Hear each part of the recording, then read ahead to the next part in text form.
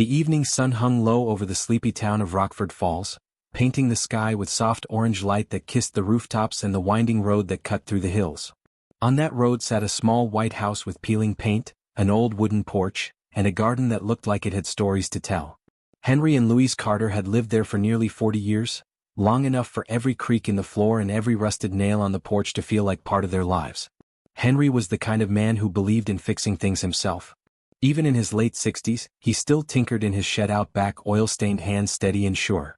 Louise, with her soft laugh and a heart big enough for the whole neighborhood, was the soul of the home.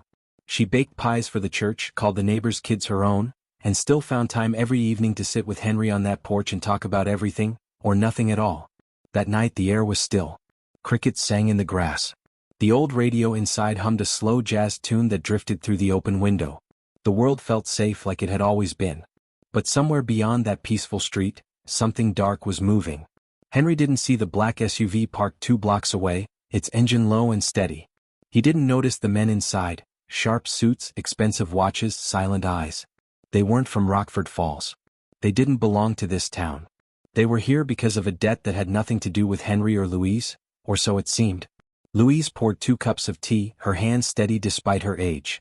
"You've been quiet tonight," she said softly, looking at Henry over the rim of her cup. "Everything okay?" He smiled, though it didn't quite reach his eyes. "Just thinking. You ever get the feeling something's coming? Like the air gets heavy before a storm?" She reached across the small table, taking his hand. "Whatever it is, we've been through worse." He nodded, and for a moment the heaviness lifted. A faint rumble echoed somewhere far off, thunder, maybe, or something else. Henry glanced toward the road, narrowing his eyes. The SUV's headlights blinked once before fading. He didn't notice. The world around him seemed too ordinary to feel threatened by. Inside the house, a picture frame sat above the mantel. A young man in uniform, his arm around a group of soldiers, dust and sunlight mixed across their faces. The name tag read E. Carter. Their son Ethan. Ethan hadn't been home in years. The army had taken him far away, too far. Louise never told anyone what he really did, only that he served with the best. But there were nights when she'd sit in that same chair and whisper prayers under her breath, hoping he was safe wherever he was. Henry looked at that photo every night before bed. It reminded him of strength, of pride, and of the son who'd grown into a man the world would never truly know. The clock ticked softly in the living room. 9:45 p.m. Somewhere in the distance, a car door closed. Henry frowned. "You hear that?" Louise paused. "Probably the Johnson boys again. They've been sneaking out lately." He chuckled. "Yeah, maybe." But deep down, something in his gut tightened. He'd lived long enough to know when the world was about to turn. Outside, the SUV's doors opened. 3 men stepped out, moving like shadows against the dim streetlights. They spoke quietly, too quiet for anyone to hear, and started walking toward the house. Louise began clearing the teacups, humming to herself. "I'll put on some coffee. You look tired." Henry didn't respond. His eyes were on the window now. A flicker of movement, just a reflection maybe, or maybe not. He stood up slowly. "Lou, lock the back door, would you?" She looked at him, confused. "What's wrong?" "I don't know," he said, voice low. "Just do it." The front steps creaked. The sound froze him. He turned toward the door. The crickets had gone silent. The knock that came next wasn't friendly. It was slow. Heavy. 3 times. Henry's pulse quickened. Louise appeared in the hallway, eyes wide. "Henry?" He motioned for her to stay back. He stepped closer to the door. "Who's there?" No answer. Another knock. Louder this time. "Probably someone lost," Louise whispered, clutching her robe tighter. Henry hesitated, his hand hovering over the doorknob. Something told him not to open it. Something deeper than fear. Instinct, maybe. Then a voice came from outside, smooth and calm. "Mr. Carter? Sorry to bother you this late. We're looking for someone. Thought you might help." Henry's jaw tightened. That voice didn't belong to this town. He didn't open the door. "You've got the wrong house." Pause. Then the same voice, still polite, almost friendly. "Maybe. But maybe not." The porch light flickered. Henry's hand dropped to his side, old reflexes kicking in, the kind you don't forget. He wasn't a soldier, but he'd raised one. And in that moment he felt a cold certainty. This wasn't random. He turned to Louise, whispering, "Call Ethan." "What?" "Now." "But it's the middle of the..." "Just do it." Louise hurried toward the phone, her hands trembling as she dialed the number she hadn't used in months. It rang once, twice, then went to voicemail. Ethan's voice, calm and distant. "You've reached Ethan. Leave a message." She whispered into the phone, "Ethan, it's Mom. Something's happening. Please call us." Outside the men waited. The polite tone was gone now. Their leader looked toward the door, eyes cold. "We're done being nice." The handle twisted, once then stopped. Henry took a step back, heart pounding. And then silence. The kind that holds its breath before the world breaks. The silence stretched for too long, long enough for Henry to feel every second crawl across his skin. He could hear Louise breathing from the hallway, short and quick, the kind of breathing that tried to stay quiet but couldn't hide the fear underneath. Then came the sound again, a faint scrape like a shoe brushing the porch floor. Someone was still out there. Henry's voice was steady, though his chest felt tight. "You need to leave. This is private property." From behind the door came that same voice, smooth but colder now. "We will, Mr. Carter. Just as soon as you tell us what we came to hear." Louise's whisper carried from the hallway, trembling. "Henry, please." He looked back at her and forced a small smile. "It's okay, sweetheart. I've got it." He didn't, not really. But sometimes courage is just what you do when there's no other choice. The sound of gravel crunching came from outside. Maybe another person had joined them. Maybe more. Henry moved quietly to the window beside the door, lifting the curtain just enough to peek through. He saw the dark outlines of 3 men. One was tall, broad-shouldered, wearing a leather jacket. The second was shorter, with a baseball cap pulled low. The third stood still, just a shadow at the edge of the porch light. They didn't look lost. They looked like people who already knew exactly where they were. Henry's heart sank. He had no idea what they wanted, but every instinct told him it wasn't good. He turned to Louise. "Go to the kitchen. Back door. Just in case." She nodded, hesitating only long enough to whisper, "Please be careful." He managed a small nod. The doorknob rattled again, this time harder. "Mr. Carter," the voice said, still measured, "I don't think you understand. You've got something that doesn't belong to you. We're here to get it back." Henry frowned. "I don't have anything of yours." "See, that's where you're wrong." Henry didn't reply. The voice waited, then chuckled softly, a sound that felt wrong in the quiet house. "Maybe it's better if we talk inside." Henry's grip tightened on the old wrench he'd picked up from the counter. It was heavy, solid, not much of a weapon, but it made him feel a little less helpless. "I said leave." The front step creaked. Then another. Henry's pulse raced. And then a light flickered on across the street. The motion sensor from the neighbor's porch cut through the darkness, throwing sharp shadows across the men outside. The tall one turned his head toward it, just for a second. Henry used that second to slam the deadbolt shut. "Louise," he called. "Go now." He didn't wait to see if she listened. He ran to the kitchen, grabbed the cordless phone, and punched in 911. The line clicked, and the operator's calm voice came through. 911, what's your emergency?" "This is Henry Carter, Rockford Falls, Maple Street," he said quickly. "There are men outside my house. They're trying to." The crash of glass cut him off. He spun around. The living room window shattered. A hand reached through, pulling at the frame. Henry dropped the phone and backed away, heart hammering. Louise screamed from somewhere down the hall. Henry ran toward her voice. "Louise." She was at the back door, fumbling with the lock. It stuck. He grabbed it, twisted hard, but the old wood frame wouldn't give. The sound of footsteps echoed behind them, broken glass crunching on the floor. Louise's voice broke. "Henry, they're in the house." He didn't look back. He kept pushing on the door until it finally gave way. "Go," he shouted. She slipped outside into the dark backyard, clutching her robe, her breath visible in the cold air. Henry turned to follow, but a voice stopped him. "Don't move." He froze. The tall man from outside stood in the hallway, his face half hidden in the dim light. He wasn't holding a gun, not that Henry could see, but his posture said he didn't need to. Henry raised his hands slowly. "You don't have to do this. We don't even know who you are." The man tilted his head. "That's the problem, Mr. Carter. Someone else knew who you were." Henry frowned. "What does that mean?" "It means," the man said quietly, "you should have told your son to mind his business." The words hit Henry like a blow. "Ethan. What does Ethan have to do with this?" The man smiled faintly. "Everything." Outside, Louise ran toward the shed, looking back only once. She could see movement in the house, shadows shifting, the faint outline of Henry near the window. Her hands shook as she reached for the small cell phone in her pocket. She dialed Ethan again. One ring. Two. Still voicemail. Her voice cracked. Ethan, please. It's your mother. There are men here. They said your name. She tried to keep her voice from breaking. Please, son. We need you. Inside, Henry's breath came slow and deliberate. I don't know what you think Ethan did, but you've got the wrong idea. The man took a step closer. Maybe. But our employer says otherwise. Who's your employer? The man smiled again, but there was no warmth in it. You'll find out soon enough. The second man, the one in the baseball cap, stepped into the hallway. He looked uneasy, glancing between Henry and his partner. We're wasting time, he muttered. The tall man ignored him. You're going to tell us where he is. Henry shook his head. Even if I knew, I wouldn't. That earned a small laugh. Stubborn. Must run in the family. He motioned to the man in the cap. Search the place. Henry's voice was low but sharp. Don't touch anything. Then tell us where he is. I told you. Enough. The tall man's voice cut through the air. You think you can protect him?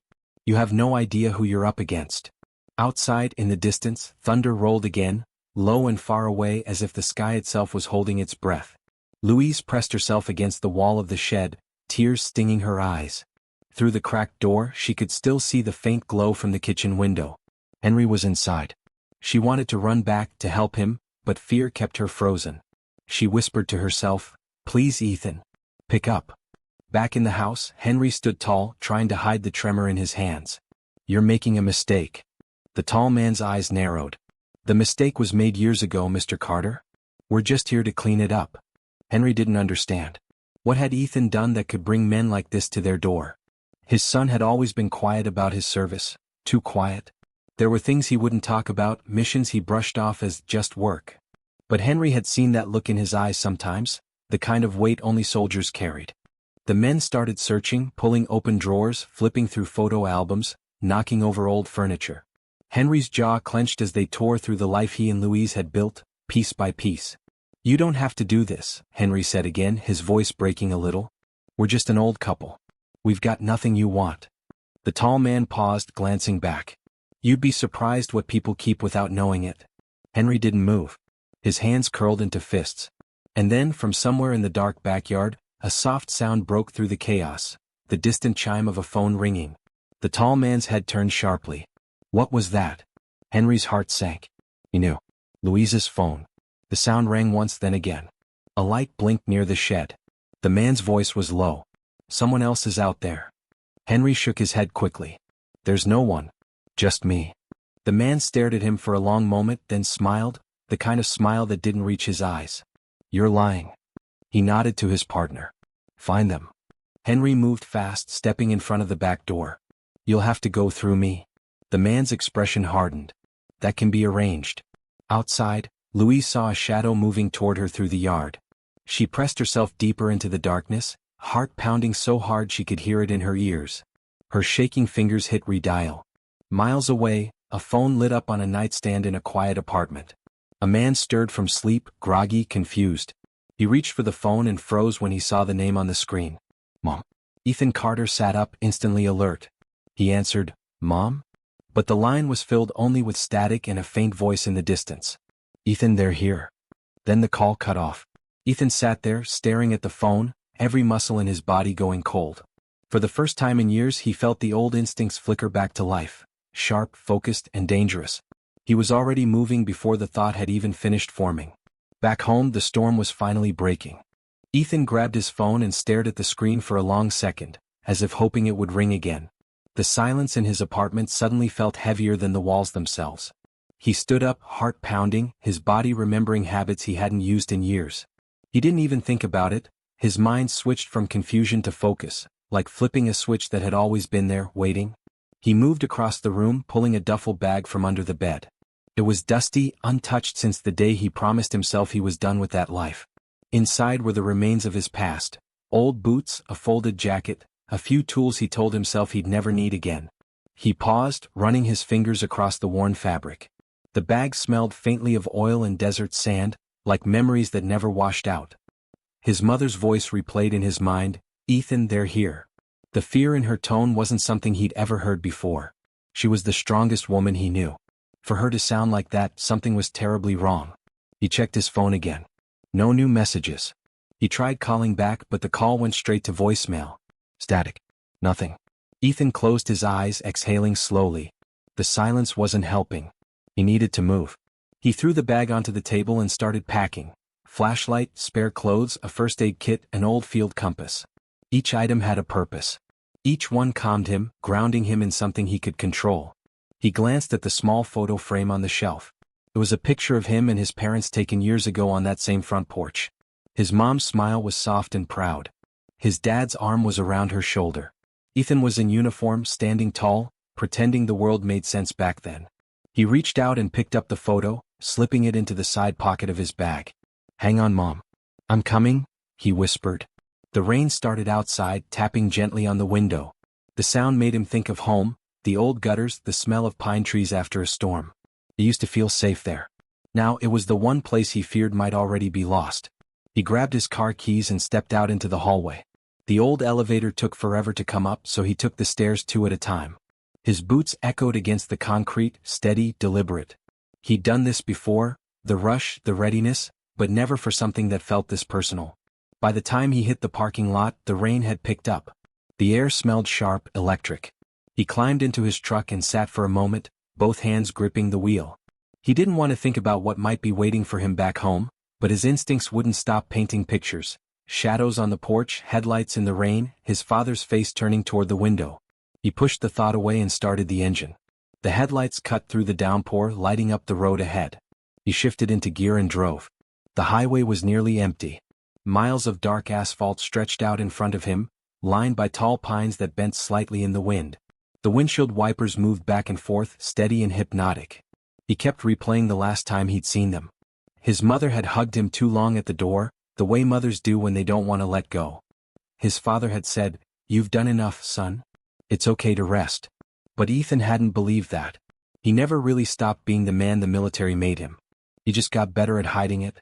He turned on the radio, hoping for noise, but all he got was static. Somewhere between the crackles, a faint voice came through, the late-night news talking about a string of break-ins in neighboring counties. Words like organized theft, suspected gang, and armed intrusion drifted through the fuzz. He turned the volume down. His grip on the steering wheel tightened. Back at the old Carter house, the rain was falling harder now, drumming against the porch roof. The street was nearly empty, except for a black car parked a few blocks away, headlights off. Inside, 2 men sat quietly. One was talking on a phone, voice low. "Yeah, we didn't find him. The parents didn't have anything. Maybe they didn't know." Pause. The person on the other end said something that made him shift uncomfortably. "Yes, sir. We'll stay put. He'll come back. They always come back." He hung up, staring through the rain at the quiet house.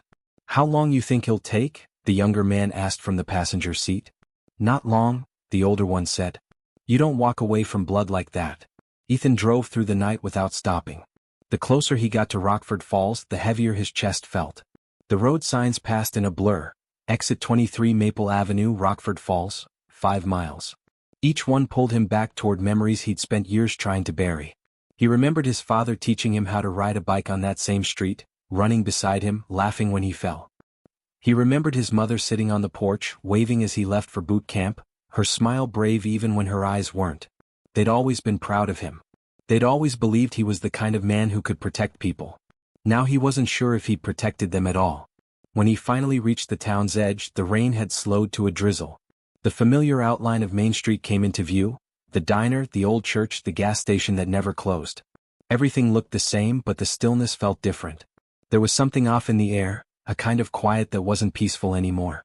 He turned onto Maple Street. His headlights swept across the houses, tidy lawns, mailboxes, lights off in every window. Then he saw it. His parents' house. The front door was slightly open. Ethan slowed to a stop, his breath catching. The porch light flickered weakly in the rain. He could see that the curtain in the living room window was torn, fluttering in the breeze. He sat there for a few seconds, engine idling, hands motionless on the steering wheel. Every part of him wanted to rush inside, but he forced himself to wait, to look. He scanned the street. Empty. Too empty. Then, through the darkness, he caught it, the faint reflection of water sliding over a black car parked 2 houses down. His pulse quickened. He knew that kind of car, that kind of stillness. He'd seen it overseas, during missions when silence meant danger. He turned off his headlights and cut the engine. The world went dark again except for the rain. He sat there listening, the wind, the ticking of the cooling engine, his own heartbeat in his ears. He checked his phone again. No signal. He leaned forward, eyes fixed on the open door. Somewhere inside, the old clock on the wall was probably still ticking. His mother used to say it made the house feel alive. Now, the sound would only remind him that time had already moved on without him. He took a deep breath. The air smelled like wet soil and pine needles, the scent of home twisted by something colder underneath. He knew without needing to see that whatever had happened here wasn't random. He reached into his bag and pulled out the old flashlight. The beam was soft, faint from disuse, but it was enough to show him the path up the walkway. He stepped out of the truck, boots sinking slightly into the wet ground. The sound of the rain softened around him, replaced by the low hum of power lines and the distant roll of thunder. He approached the porch slowly, each step measured. The wooden boards creaked under his weight. He paused at the door, staring at the chipped paint, the familiar doormat that read "Welcome Home." For a second he almost smiled, then he pushed the door open a little wider. The air inside was cold. He didn't cross the threshold yet. He just stood there, eyes adjusting to the dark, ears straining for any sound at all. His instincts screamed that someone had been here recently. Maybe they still were. Somewhere in the distance, a car engine started, quiet, muffled, then fading away down the street. Ethan turned his head toward the sound, jaw tightening. Whoever they were moving fast. He stayed still for a few moments, rainwater dripping from his jacket, the flashlight beam cutting a narrow path through the dark living room. The place was a mess, drawers open, books scattered, a chair overturned. His voice came out low, rough, almost like a whisper. "Mom? Dad?" No answer. The only sound was the steady patter of rain leaking through a broken window and the faint echo of the past filling the silence. Ethan stepped inside. He didn't know what he would find, but he knew one thing for certain. Whatever happened here wasn't over yet. Ethan stood in the doorway for a long time, barely breathing. The smell of rain mixed with the faint scent of his mother's lavender candles. It was the kind of smell that once felt warm and safe, but now it only made his stomach twist. He took a step inside, his boots brushing over scattered papers and shards of glass on the floor. The sound felt too loud in the quiet house. He swept the flashlight across the room. The family photos were still hanging, though one frame was cracked. The couch cushions were tossed around and the old clock on the wall had stopped ticking. The silence was thick, not peaceful but hollow. He walked slowly, taking it all in, searching for something, anything that could tell him what had happened. He crouched near the window where the glass was broken. Rain had soaked the curtains. There were faint marks on the sill like someone had grabbed it too hard. His chest tightened. He could see his mother's knitting basket overturned nearby, yarn tangled across the floor like a web. Everything looked like it had been moved in a hurry. He whispered to himself, "Mom, where are you?" A sound outside made him turn, a soft creak, maybe from the porch, maybe just the wind. He waited, flashlight steady, eyes on the door. Nothing moved. But he knew he wasn't alone in this story anymore. Someone had been watching and maybe still was. He moved deeper into the house, into the kitchen. The back door was open just a crack. The cold air carried the smell of wet soil and metal. He noticed muddy footprints on the linoleum floor, too large to be his mother's or father's. 3 sets. They led in then out again. He followed the trail with his light until it stopped near the back porch steps. The ground was soft and uneven. He saw tire tracks cutting through the dirt toward the road. They had come fast and they had left fast. But they hadn't taken everything. On the kitchen table, near a half-finished cup of tea, lay his father's old notebook, the one he used to jot down little details about repairs or things he wanted to remember. Ethan picked it up carefully, flipping through the pages. Most of it was notes about house maintenance, grocery lists, reminders to call old friends. But near the back, one page was newer, written in a firmer hand. Read. Strange calls lately. Same voice asking about Ethan. Said he owed someone a favor from years ago. Didn't sound right. Don't tell Louise yet. Ethan stared at the words until they blurred. He remembered the times his father had teased him about secret missions, when he came home on leave, but it had always been lighthearted. He never imagined anyone from that world would come for his parents. He closed the notebook and slipped it into his bag. He turned off the flashlight and stood still, letting his eyes adjust to the dark. The hum of the refrigerator filled the space. He could hear faint thunder in the distance, rolling across the hills. Everything felt stretched, like time itself was holding its breath. Then from down the street a car door shut. Ethan walked quietly to the front window and peered out through the curtain. A sedan had pulled up 2 houses away. The engine was off, but the driver didn't get out. The rain made it hard to see clearly, but he could make out his shape. A man maybe mid-40s wearing a dark jacket. The car lights flicked once like a signal. Ethan's instincts kicked in. He moved away from the window and crouched behind the wall. Whoever that was, they weren't just passing by. He waited, listening. After a minute, the car started again and drove slowly past the house. As it rolled by, Ethan caught a glimpse of the license plate, covered in mud, unreadable. The driver didn't look toward the house. But Ethan knew this was no coincidence.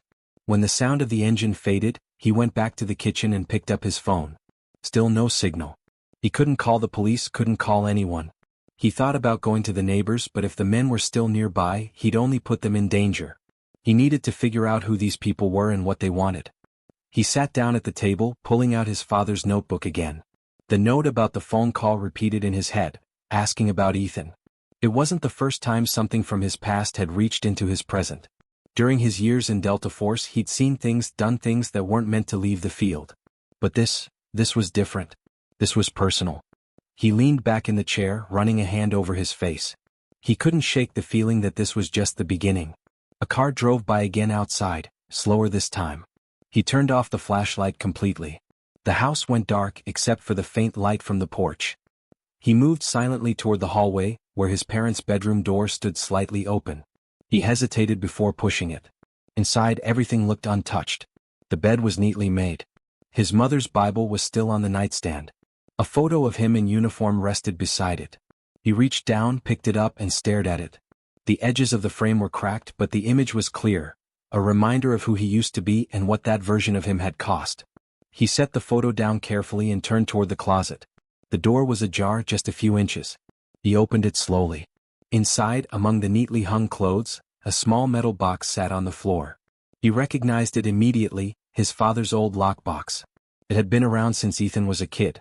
He used to think it held tools or tax papers. He picked it up, feeling the weight of it. It wasn't heavy, but it wasn't empty either. He shook it gently, something shifted inside. The lock was old and rusted, easy to break if needed. But for now he left it closed. His father had been careful about what he kept. Whatever was inside, he wanted to open it when he was ready, not in panic. Ethan stood up and took one last look around the room. His parents' lives were woven into every corner, the framed postcards on the wall, the folded quilt at the foot of the bed, the faint smell of laundry soap. It felt wrong being there without them, like he was walking through a memory that hadn't caught up with reality yet. Outside, thunder rolled again. The rain slowed to a light drizzle. Somewhere nearby, a dog barked, then went quiet. Ethan moved back into the hallway and froze. There was a sound from the porch, a faint scrape like a footstep. He turned off his flashlight completely and listened. The house was dark, but he didn't need light to find his way anymore. He knew every inch of it. Another step. Closer this time. He moved quietly toward the door, crouching beside the window. Through the thin curtain he could make out a shadow on the porch. Someone was standing there. No movement, just waiting. His heart beat steady and hard. He stayed still, watching. After a few seconds, the figure turned away and walked down the steps, disappearing into the night. Ethan waited a full minute before moving. He peeked out again, scanning the street. Nothing but rain and darkness. But in the distance, near the end of the road, he caught a faint glimmer, the black car again, parked under a flickering streetlight. He knew now that whoever they weren't finished. They were watching, waiting, maybe even testing him. He locked the door, drew the curtains, and sat by the window with the flashlight off, the metal box resting on his lap. He didn't open it yet. He just listened to the night, the ticking of the rain, and the echo of his mother's voice on the phone. He whispered, barely above a breath, "You came after the wrong family." The rain picked up again, whispering against the glass like a warning. The quiet town of Rockford Falls slept on, unaware that something had already begun, something that would soon change everything. Ethan sat in the dark, the weight of the night pressing against him. Every shadow outside the window seemed alive, every creak of the old house amplified in his ears. The rain had stopped, but the air was thick, heavy with tension, like the calm before a storm that was ready to break. He ran a hand through his hair, gripping the metal box tighter, feeling the cold steel against his palm. Whatever secrets it held, it was connected to why the men had come, and he knew it wasn't just about him. He moved slowly to the living room, keeping low, every step deliberate. The shattered window reminded him that whoever had been here wasn't amateur. They had planned, timed, and executed with precision. Someone had been watching his parents for weeks, maybe months. The thought made his stomach tighten. He had trained for danger before, but nothing in the field had prepared him for the feeling of coming home to see your own family under threat. From the corner of his eye, he noticed the front door, slightly ajar, swinging a little from the wind. That was the first thing he checked when he got back. Whoever had left it open wanted someone to think they'd already been in and gone. Or maybe they wanted to see if he would notice. The thought made his jaw clench. He could feel his pulse in his throat, slow and steady despite the fear, a rhythm he knew well from years of training. He moved to the window near the street. Nothing. Empty. The quiet was almost too quiet, like the world was holding its breath. Then he noticed it, a black sedan parked down the road again, engine off, lights dimmed. The same car from before. Whoever was in it was watching. Waiting. They knew he'd come. Ethan crouched down, scanning the house from the window. He thought about his parents, about the vulnerability they carried in their innocence. They had no idea what kind of danger had come for them, and they wouldn't be able to defend themselves. That anger, cold, precise, controlled, spread through him. He felt it settle into his bones, steadying him. This wasn't just personal anymore. It was about family. He moved toward the hallway, passing the kitchen, checking each room as he went. Every object in the house told a story, every corner held memories. His eyes landed on the small notebook his father had written in, and he remembered the line about the calls, the warnings. There was a pattern here, something deliberate. Someone had followed him, tracked him, and now his parents were collateral in a game he hadn't even known existed. He paused at the doorway leading to the stairs, the darkness swallowing the top half. The sound of footsteps on the porch came again, slow, measured, deliberate. They were coming closer. Someone was circling the house, waiting for. Ethan froze, every muscle taut. The footsteps outside stopped, but now there was another sound, a low, almost inaudible click coming from the side window near the driveway. He turned his flashlight toward it, but the glass reflected only shadows. His instincts screamed that it wasn't just someone circling the house. Someone else was inside. He felt a chill run down his spine. That meant the men weren't working alone. They had a second presence, someone sneaky, someone patient enough to wait while he arrived. His mind raced. If they had split up, one watching from the street and one moving through the house, his parents could be anywhere, or worse, already in danger. Ethan gripped the metal box tighter, pressing it against his chest. This was no ordinary break-in. The precision, the timing, the silence, it all pointed to a calculated plan. And now he realized something worse. Whoever these men were, they had anticipated him coming. He moved cautiously down the hallway, staying close to the walls, flashlight off, listening. The low hum of the streetlights outside mixed with the faint drip of rainwater from the broken window. Then he heard it again, a faint shuffle behind the living room couch. Not footsteps, not yet, but the sound of movement that didn't belong. He crouched behind the doorway to the kitchen, heart hammering, every sense alert. Slowly he crept toward the sound, and what he saw made him stop cold. A figure crouched low near the kitchen cabinets, rifling through drawers. But the twist was in the way the figure moved, careful, controlled, but unmistakably trained. Not an amateur thief, not someone scared. This person knew exactly what they were looking for. Ethan's pulse quickened. Whoever this was, they weren't part of the random men outside. They were a third party, someone with their own agenda. He realized then that the threat to his parents wasn't a single team or a single plan.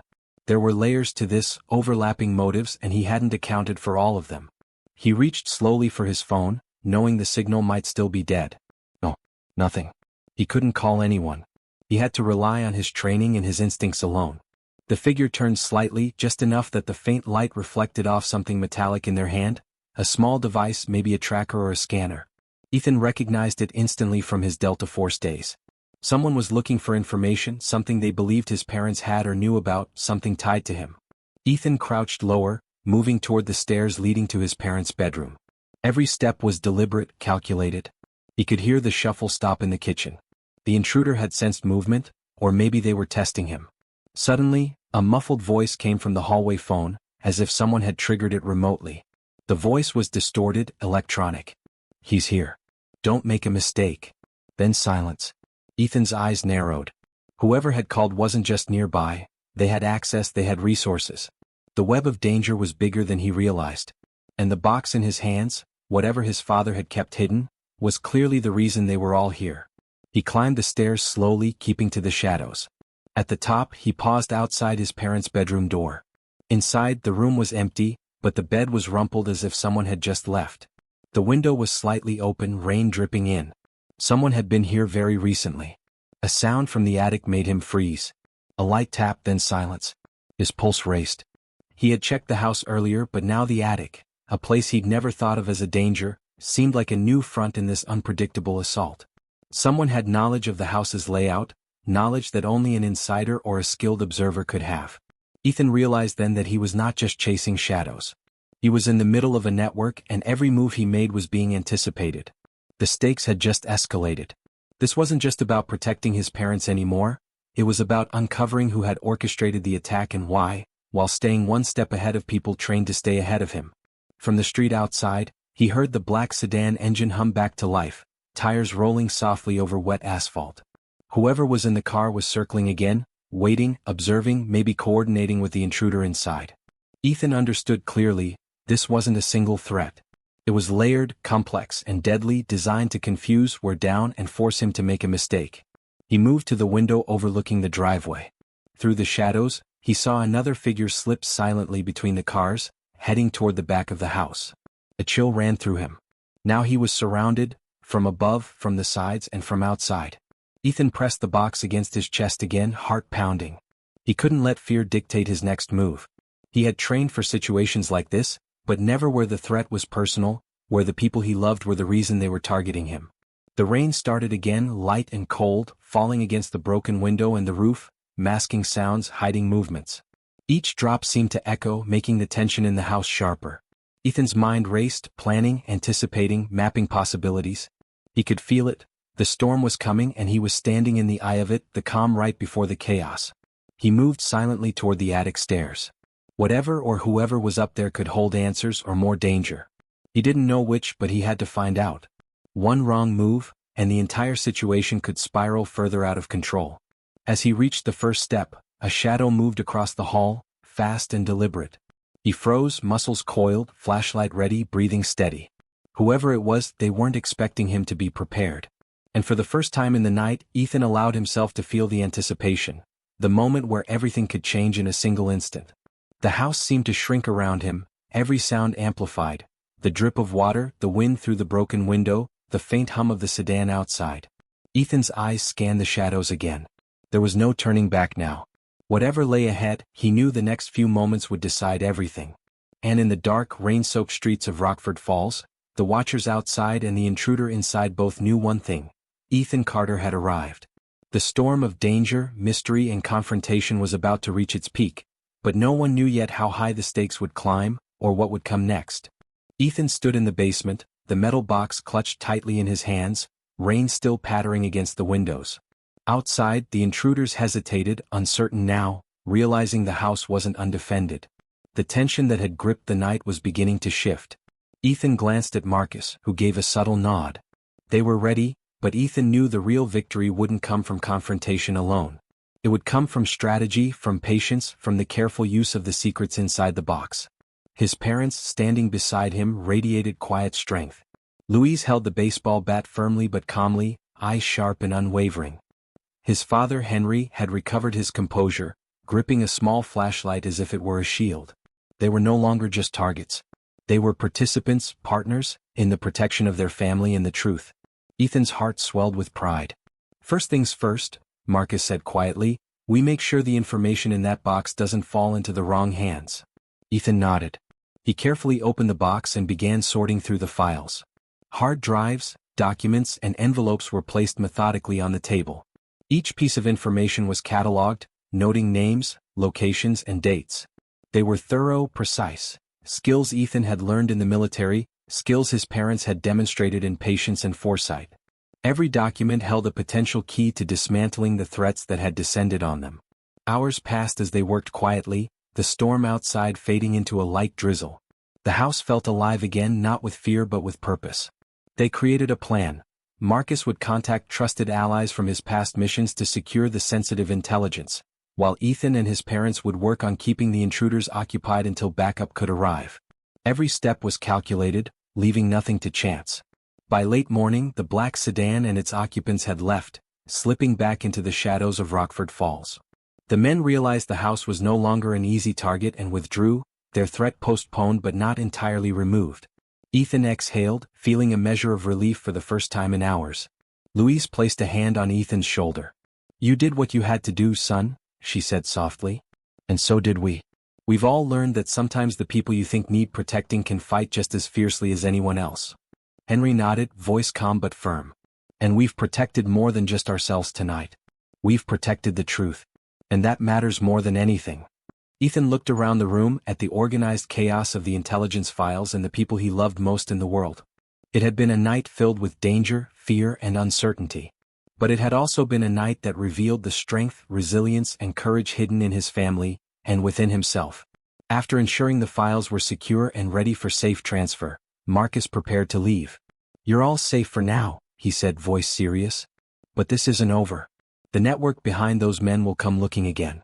We've only bought time." Ethan nodded. He knew Marcus was right. The danger wasn't gone entirely, but they had regained control. The immediate threat had been neutralized, and the people who had tried to harm them were now facing a more formidable opponent. A family united, prepared, and aware of the stakes. Louise closed the attic hatch, the house now quiet except for the soft hum of the morning. Ethan placed the metal box on the table, not as a burden but as a symbol. The files represented both danger and responsibility. They were reminders of a past that had reached into the present, but they were also keys to protecting the future. Henry broke the silence. "Let's get the house back in order. We can't let fear take over our lives. We've seen the worst of it, but now we have a chance to rebuild." Ethan smiled faintly. "You're right, Dad. We can't live in the shadows. We face what comes next together." The morning light filtered through the broken window, soft and warm, and for the first time in what felt like forever, Ethan allowed himself to breathe fully. The adrenaline of the night ebbed, replaced by clarity. The storm outside had passed, but more importantly, the storm within had begun to settle. Louise moved to the kitchen, setting down the bat and starting to make tea. The ritual was simple, domestic, grounding. It reminded Ethan that life still existed outside the chaos, and that they could reclaim it. Henry checked the windows, securing them properly this time, while Marcus packed up his things, ready to move out but leaving instructions for trusted contacts to monitor the situation. Ethan sat back at the table, opening one of the envelopes from the box. He read through names, cross-referencing notes and dates. The work would continue, but there was a rhythm to it now, a sense that they were finally acting on their own terms rather than reacting. The main conflict had reached its resolution. The immediate danger to his parents was neutralized, the intruders thwarted, and the intelligence secured. The family had survived. And yet, the unexpected twist lingered in his mind, the handwritten note he had found inside the box during the climax. "If you think this is over, you're already too late." Ethan's jaw tightened. Someone still knew, someone still watched. The network behind the attack had not been fully dismantled. But this knowledge didn't weaken him, it steeled him. They had survived, learned, and grown stronger. They would be ready if the next threat came. Louise came over and placed her hand on his. "Whatever comes next, we face it together," she said. Her calmness, her unwavering presence, reminded him that courage was not just about training or skill, it was about trust, love, and unity. Ethan nodded, feeling the weight of the night lift slightly. "Together," he repeated. The house felt warmer now, safer, and full of life again. The files would be handled, the intelligence transferred, and his parents would be protected. The family he had feared for was now his greatest source of strength. Outside, the streets of Rockford Falls were quiet. The storm clouds had moved on, leaving a soft morning glow. The intruders had retreated for now, but the night had changed everything. Ethan knew life would never be the same, that the shadow of danger might linger, but he also knew that he and his family could endure it. They had faced fear, they had fought back, and they had emerged united. As he placed the metal box back in a secure spot, Ethan allowed himself a moment of reflection. The events of the night had tested their limits, revealed hidden courage, and forced them to confront truths long buried. But most importantly, it had reminded him of what mattered: family, loyalty, and the willingness to fight for what is right. The final unexpected twist had been the revelation of his parents' preparedness, their courage, and the realization that strength could be found in the unlikeliest places. It was a lesson that lingered in Ethan's mind as he glanced at the rising sun filtering through the windows. Life would continue, but the memory of the night, the fear, the strategy, the unity, would remain. Ethan, Marcus, and his parents had survived, learned, and strengthened the bond that no threat could break. And for the first time in hours, Ethan felt a deep sense of calm. The immediate danger was over. The family was safe. And while the world outside still held uncertainty, inside the house there was peace. The storm had passed. The house and the family within it had endured. Ethan looked at his parents, then at Marcus, and finally back at the metal box. It was more than a container of secrets. It was a reminder of resilience, courage, and the unbreakable ties of family. For now they could breathe.